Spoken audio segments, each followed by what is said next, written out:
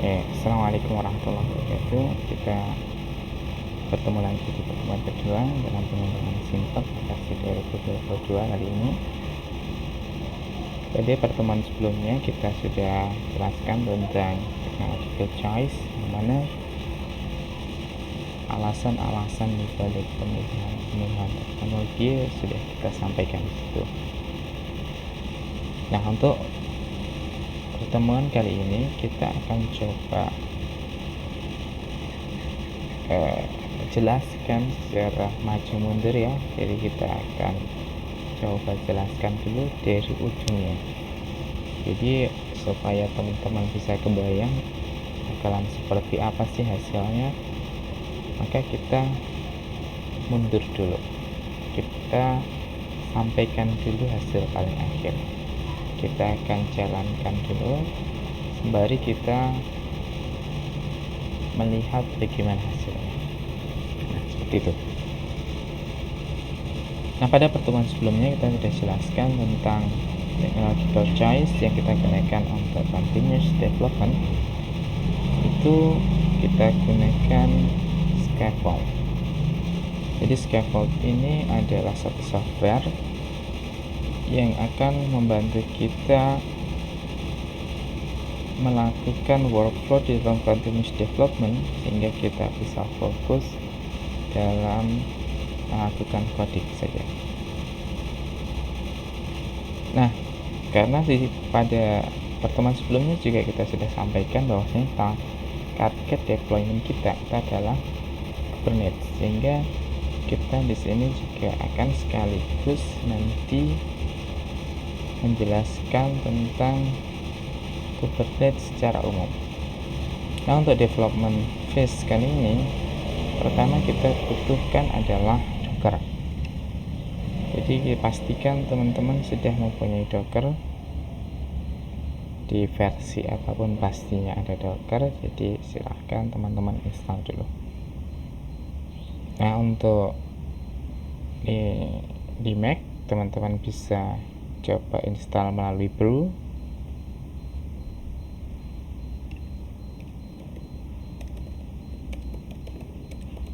Nah, seperti ini brew install Docker. Kalau misalnya teman-teman pakai Windows, mungkin bisa install dari install resminya, atau teman-teman bisa menggunakan Chocolatey. Chocolatey ini adalah package manager seperti brew tapi untuk Windows. Nah, saya asumsikan teman-teman sudah berhasil dan menjalankan Dockernya. Nah, ketika teman-teman sudah selesai, maka kita perlu menjalankan atau menginstal lokal Kubernetes kita. Jadi Docker itu kan cuman tempatnya ya. Nah, sementara kita perlu Kubernetes yang kita install di atas Docker tadi. Ada banyak software yang bisa kita gunakan untuk men-spawn lokal Kubernetes cluster. Banyak. Yang paling familiar tentunya yang paling banyak digunakan juga adalah Minikube.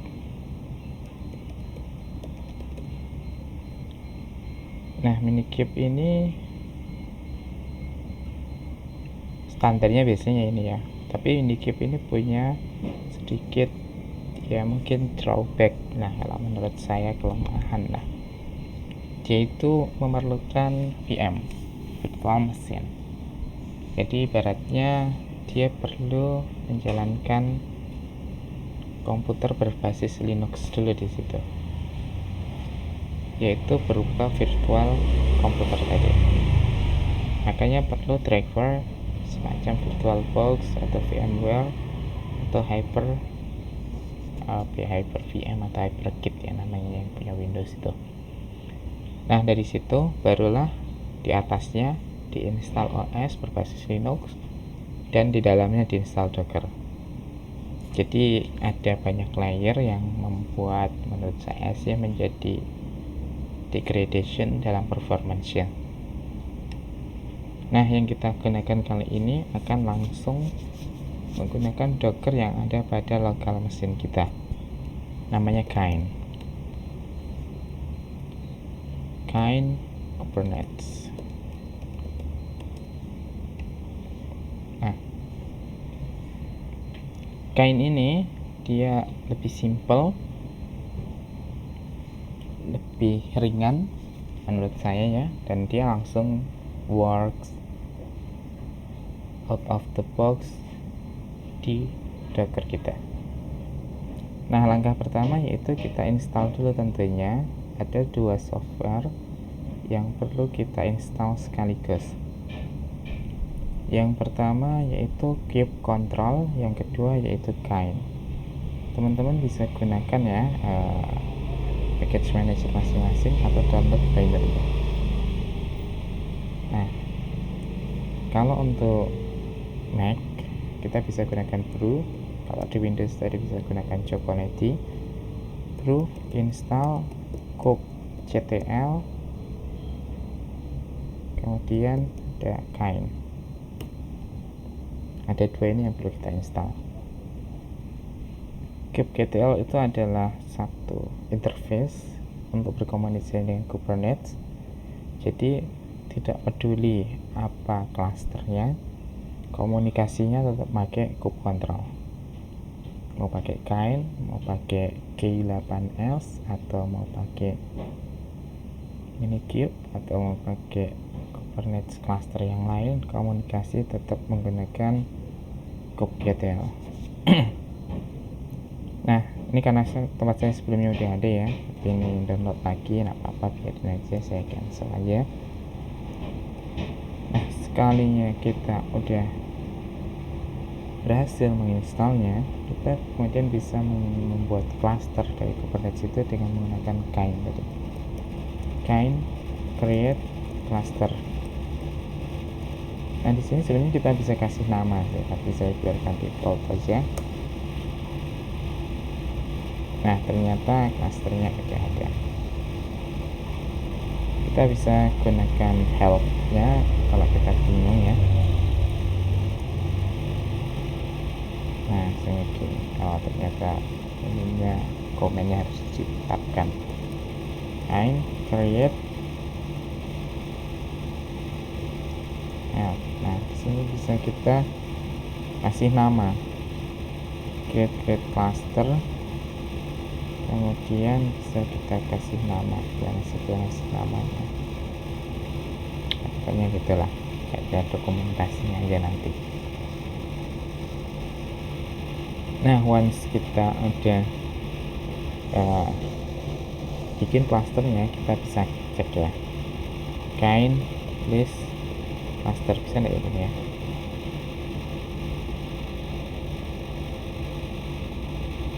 Pakai get ternyata, bukan pakai list. Kain get clusters.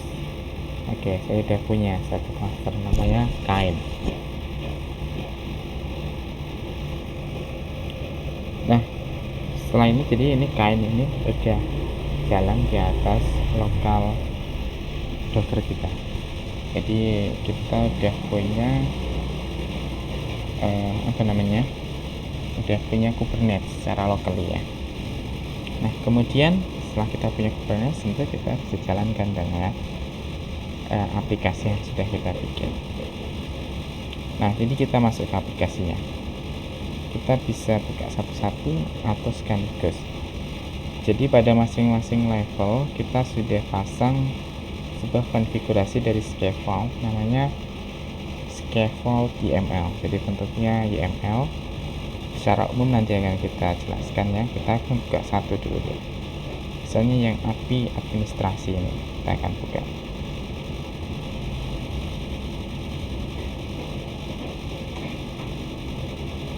Nah, seperti itu. Jadi secara umum, saya besarkan ya. Oke, kita buka dulu ini ya, scaffoldnya. Nah, secara umum scaffold ini seperti ini. Sebenarnya kita bisa generate ya dari komennya. Kalau nggak salah scaffold init. Nah, ada scaffold init, nanti teman-teman bisa mendapatkan skeleton begini dari scaffold, tinggal mengubah apa yang perlu diubah. Jadi pertama kita perlu nama ya dari scaffold ini. Kenapa perlu nama? Karena nanti scaffold ini bisa dipanggil dari scaffold yang lain. Contohnya adalah di sini, misalnya di API induknya ini ada scaffold. Dia bisa manggil simple gateway dengan ini, dengan path-nya API gateway scaffold YML, namanya simple gateway yang dipanggil. Jadi nama ini nanti diperlukan ketika dia dipanggil di scaffold yang lain. Kemudian build artifact ini nanti adalah image, nama image yang terbentuk, image docker ya, image docker yang terbentuk ketika aplikasi ini di build. Selesai di build, maka dia akan terbentuk nama image-nya simple administrasi. Kemudian kita gunakan docker, kita specify dockernya, docker filenya itu ada di current path ini. Jadi nanti si scaffold ini akan membuild docker dari docker file ini. Kemudian ini buildnya setelah terbentuk dari docker ini, dibentuk, di build, menghasilkan docker image simple administrasi, kemudian di deploy dengan menggunakan kube control dengan konfigurasi atau manifest yang ada di deployment YML. Kemudian setelah itu, setelah di deploy jalannya di Kubernetes clusternya jalan, maka supaya bisa diakses kita specify forward ya, port forward. Jadi kalau di Kubernetes, di dalam Kubernetes kan kita nggak bisa mengakses, maka kita perlu mapping ke portnya sehingga kita bisa mengakses dari localhost aja.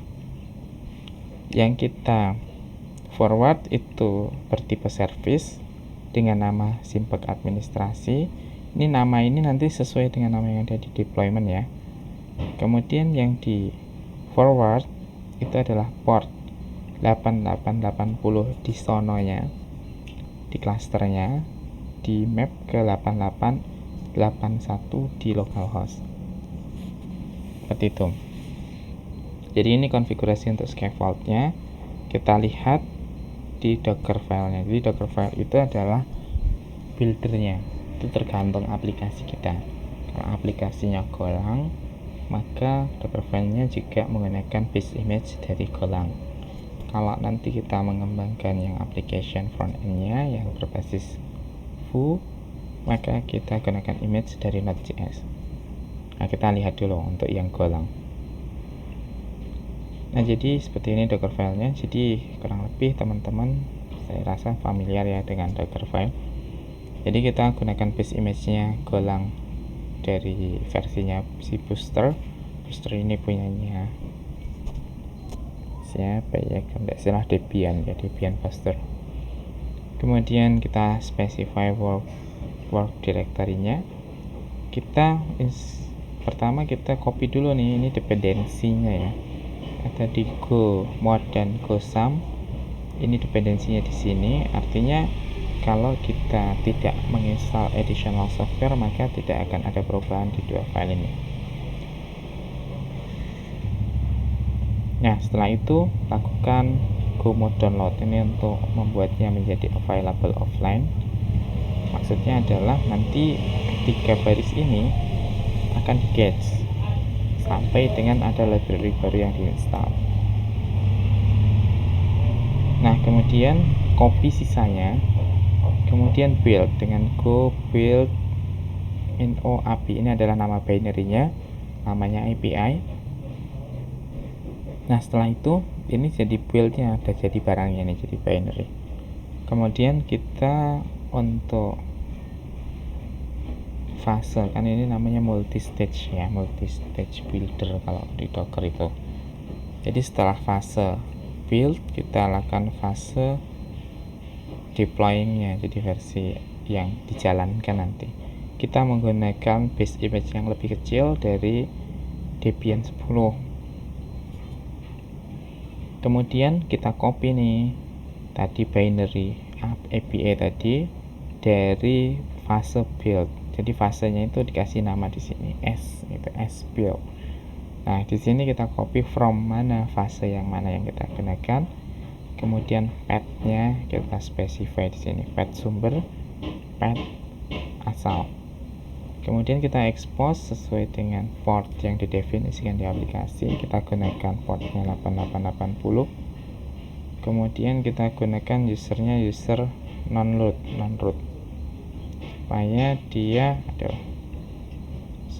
dia nggak kerut, maksudnya kalau nggak pakai permissionan gitu. Kemudian kita jalankan entry point-nya API. Nah, dari sini kalau ini udah jalan, menghasilkan image yang di specify di scaffold tadi. Jadi image namanya simple administrasi. Kemudian di deploy di Kubernetes dengan konfigurasi di deployment ini.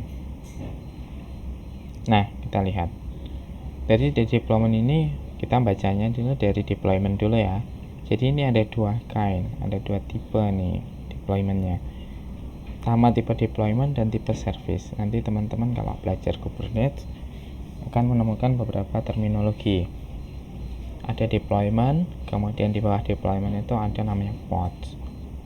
Jadi kalau teman-teman deploy itu ya namanya deployment. Kemudian defaultnya dia ada satu pod itu satu scaling. Kalau kita scale kita cuma ada satu instan aja. Nah, kalau kita nanti specify scale-nya replikanya 2, maka dia akan podnya ada 2, deploymentnya 1 tapi punya 2 pod. Kalau kita bikin replikanya 10, maka nanti deploymentnya 1 tapi replikanya ada 10. Nah, di sini definisi di sini nih, deploymentnya kasih nama, label sama namanya kita samain aja.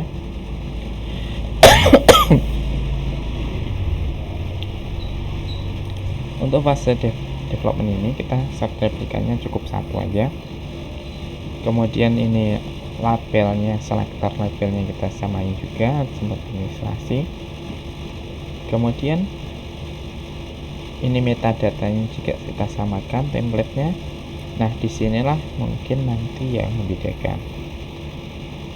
Jadi di kontainernya ini, ketika dia membuat kontainer di dalam Kubernetes cluster tadi, dia akan menggunakan image apa? Dia akan menggunakan image simple administrasi. Nama image ini sama dengan yang kita definisikan di scaffold. Scaffold ketika fase build, image-nya namanya apa? Simple administrasi. Maka image yang terbuild ini akan dideploy oleh si Kubernetes ini. Maka di sini harus dispecify image yang digunakan. Kemudian setelah digunakan image, maka nama kontainernya apa? Nah, itu kita definisikan dengan nama yang sama aja biar nggak bingung. Jadi nama image-nya ini simple administrasi. Setelah di deploy, nama service-nya nama kontainernya itu simple administrasi juga. Nah, sekarang kita punya satu pod nih, analitikanya 1. Dalam fase deployment ini kita punya satu pod. Kalau teman-teman mau bikin replika yang lebih banyak, ya tinggal tambahin di sini replikanya. Teorinya semakin banyak replika maka dia semakin performa gitu. Nah, pod ini kan cuman kayak VM ya, kayak komputer aja gitu. Tanpa adanya jaringan, tanpa adanya networking, maka dia nggak bisa diakses, nggak bisa diapa-apain. Nah, kita perlu deploy satu lagi namanya kainnya service. Service ini adalah layer networkingnya lah lagi itu. Nah, yang kita deploy apa? Nah, di sini kita fokus ke speknya ya. Yang kita mau buka ke publik, kita mau bikin dia accessible, itu dari aplikasi Simpek Administrasi, app Simpek Administrasi ini merujuk pada nama yang ada di development bawahnya. Jadi sesuaikan, kalau namanya beda ya disesuaikan, namanya disamain, sini sama sini. Kemudian dari sini, dari si port ini tadi, dia akan mengakses yang dibuka adalah port 8880 dengan protokol TCP. Ada dua ya, kalau nggak TCP UDP gitu ya, begitu. Jadi dari port ini aksesibel via ini. Gimana kalau tadi portnya itu ada 10 ya, maka si service ini sekaligus berlaku sebagai load balancer. Jadi satu service punya banyak backend servernya, ada 10, 20, terus 100, maka dia akan otomatis berperan sebagai load balancer. Maka setelah ini selesai, service Simpek Administrasi kita di dalam Kubernetes sana ya, itu bisa diakses via port 8880. Nah, selanjutnya supaya bisa kita akses via localhost, kita lakukan port forwarding sini di scaffold bagian bawah. Nah, di sini Simpek Administrasi ini adalah nama servicenya, karena resource type-nya service, maka nama servicenya apa? Maka itu merujuk kepada yang di deployment. Yang tipenya service, namanya apa? Simpek Administrasi. Maka kita tulis itu di sini. Kemudian port di sananya apa? 8880, kita mapping ke localhost di 8801. Nah, ini teman-teman harus perhatikan ketika membuat local port ini, apalagi ketika ada banyak scaffold, jangan sampai portnya bentrok, karena nanti masing-masing supaya bisa diakses lewat scaffold yang atau localhost port yang berbeda itu. Nah, karena ini ada banyak ya, tadi kan kita punya banyak IPA, banyak modul lah, masing-masing punya scaffold, masing-masing punya port yang sama di sananya, di klasternya 8880, tapi di localhostnya di map ke port yang berbeda-beda. Ada yang 8881, 8882, 8883 dan seterusnya. Nah, supaya kalau teman-teman ngeran satu-satu scaffold, oh ya, ngerannya tadi belum ya. Nah, untuk ngerannya bisa kita jalankan lewat scaffold dev gitu ya. Kita run, nah nanti akan ada proses di sini, dia akan nge-build dulu dan sebagainya. Nanti teman-teman bisa lihat di sini nih port forwardingnya nih ya. Jadi di sananya itu di port 880 di remote-nya, di localhost jadi port 8881. Teman-teman bisa akses di sini nih, klik aja. Nah, muncul playground dari GraphQL untuk yang modul Simpek Administrasi. Nah, teman-teman bisa bermain nih di sini nih, tapi kan bingung ya definisinya, tidak ketemu di sini kan. Nah, ada query, ada mutation, query service, list pegawai. Nah, tapi di sini masukinnya agak susah. Paling enak memang pakai poinnya yang federation, tapi nanti kita masuk ke sana. Tapi itu sudah bisa dimainkan sebenarnya playgroundnya. Oke.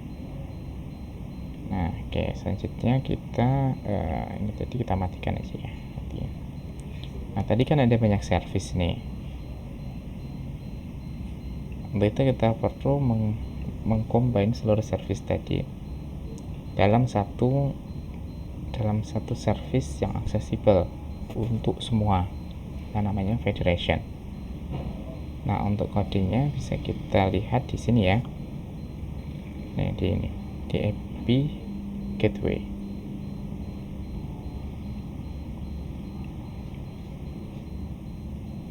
Nah, di sini juga sama, ada scaffold, ada docker file, ada deployment. Tapi gateway ini dia berbasis Apollo. Apollo itu pakainya JavaScript Node.js. Nah, untuk itu kita untuk scaffoldnya, karena kita pengen dia ketika jalan si federation ini menjalankan terlebih dahulu underlying servernya jadi server bermodulnya tadi, maka kita panggil mereka juga dengan require ini. Jadi require ini artinya semua scaffold, semua service yang ada di dalam require sini akan dijalankan dulu sebelum dia menjalankan si gateway-nya. Itu jadi administrasinya jalan dulu, fungsionalnya jalan dulu, mutasinya jalan dulu, reward punishment jalan dulu, semuanya jalan, baru si gateway jalan. Maka kita harus spesify di sini. Ini tadi kan seperti saya sampaikan ya, kita kasih nama untuk masing-masing scaffold tadi. Tujuannya supaya dia bisa kita panggil lewat sini. Kemudian secara umum sama, Docker file-nya aja yang beda karena ini berbasis Node.js, maka kita sesuaikan Docker file-nya untuk menjalankan Node.js. Kemudian deployment-nya sama, hanya beda di penamaan saja. Gitu. Nah, kalau ini kita jalankan, maka dia akan menjalankan dulu semua underlying servernya, backend-nya semua jalan, baru dianya jalan. Coba ya, scaffold dev. Nah, dia jalan dulu semuanya, baru terakhir gateway yang jalan.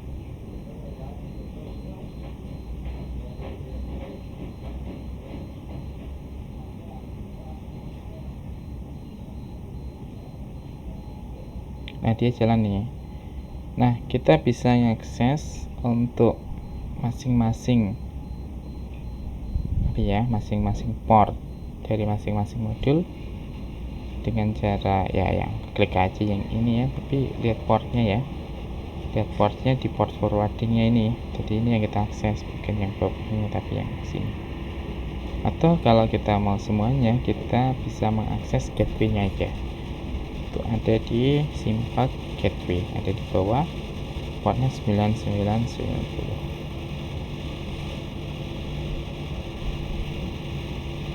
Kemudian di sini query your server. Nah, kita masuk ke sandbox-nya nih, ke playground-nya. Nah, di playground-nya ini kalau untuk yang si Apollo ini jauh lebih enak. Kita bisa tinggal pakai sidebar-nya ini, tambahin aja, misalnya ini debug service, tambah. Kemudian field-nya mau apa, tambah. Itu run. Nah, ada error nih, artinya ini kayaknya service fungsional nggak bisa diakses nih, entah karena satu lain hal ada error di sini. Bisa kita lihat tracingnya sebenarnya. Ini tracingnya untuk ini ya, untuk yang Node.js ya, tapi errornya ada pada debug service. Nah, misalnya kita mau yang lain aja deh biar tak lama. Kita mau yang pegawai service ini, get pegawai, kita pilih parameternya ya, nips, ini array of nip. Kemudian saya mau nama aja deh, nama sama nip baru. Nah, kemudian sini tinggal di specify aja bawahnya ini kan kita pakai parameter nips, array of string. Maka di sini kita bisa specify nih variabelnya. Ini kita pakai string juga karena di array of string, misalnya 400 936. Run, nah 0 karena underlying servernya error. Kemungkinan karena VPN-nya yang error atau karena hal yang lain, maka perlu kita lakukan eksplorasi dulu. Kira-kira begini ya untuk IP-nya ya. Jadi via gateway kita bisa akses semuanya, tapi kita dapetin di sini sandbox-nya itu jauh lebih enak, lebih mudah untuk dimainkan. Nah, sehingga nanti kita lebih mudah mengkompos query yang kita gunakan di front end-nya nanti. Nah, berikutnya nanti kita akan coba sedikit masuk ke front end, karena kita backend udah bisa diakses walaupun waktu query-nya dijalankan masih error. Nah, kemungkinan itu karena mungkin VPN-nya, kita perlu cek dulu. Nah, selanjutnya API accessible nih, cukup. Nanti baru kita perbaiki masalah-masalah yang ada di baliknya. Nah, selanjutnya nanti akan masuk ke front end-nya, gimana cara mengakses si API ini gitu. Jadi seperti itu ya. Ini kita tadikan jelaskan dari ujung akhirnya dulu nih. Akhir dari API harapannya adalah seperti ini, bisa kita explore, bisa kita mainkan lewat sandbox-nya, sehingga kita bisa melakukan testing apakah query atau logical yang kita tulis atau implementasi yang kita lakukan pada masing-masing endpoint tadi, misalnya bukan endpoint ya, tapi pada masing-masing query itu sudah sesuai atau belum. Nah, kira-kira gitu itu pertemuan untuk kali ini kita cukupkan. Berikutnya kita akan coba masuk ke pengembangan dulu deh ya, di pengembangan API-nya. Jadi ini kan kita dari ujung jalan bisa diakses. Nah, kita nanti akan tambahkan service-service yang lain sehingga API yang kita bangun itu menjadi lebih kompleks. Sekaligus kita akan coba jelaskan tentang penggunaan dari data loader dan ORM-nya. Kira-kira gitu ya. Kita cukupkan pertemuan kali ini. Assalamualaikum warahmatullahi wabarakatuh.